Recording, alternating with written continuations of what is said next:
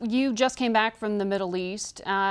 Given the concerns about Jared Kushner's security clearance level being downgraded, do you still think that he can possibly lead this Middle East peace policy push without a full security clearance? The last thing on my mind right now is the peace process. We're about to have a war between Israel and Hezbollah in southern Lebanon. Iran is winning and we are losing, so I went to Israel and Jordan.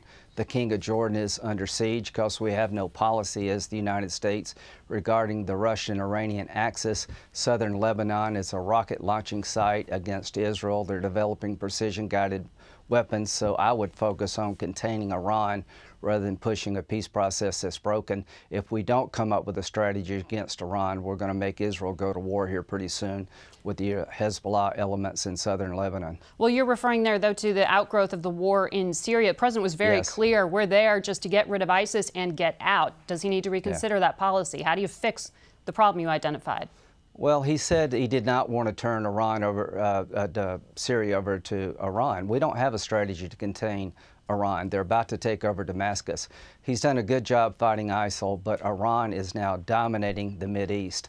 Hezbollah elements being supplied by Iran have over 100,000 missiles pointed at Israel. The King of Jordan has suffered mightily from the Syrian civil war. If we don't push Iran out and come up with an agreement in Geneva that gives Syria back to the Syrians, this war never ends. So, Mr. President, it's just not about defeating ISIL. If you leave Syria in the hands of Russia and the Iranians, this war never ends, and our friends in Israel are in a world of hurt. Do you know where the president's red line is on chemical weapons, which the Assad regime continues to use?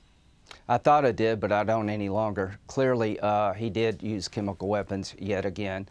What I would like to see is a no-fly zone inside of Syria where people could go back to Syria from the surrounding neighborhood, and we would train Syrian Democratic forces to take Assad on and tell the Russians and the Iranians, if you bomb these people, you do so at your own peril, and try to level out the chaos in Syria, go to Geneva to get a peace agreement. You'll never get an agreement in Geneva as long as Assad's winning on the battlefield.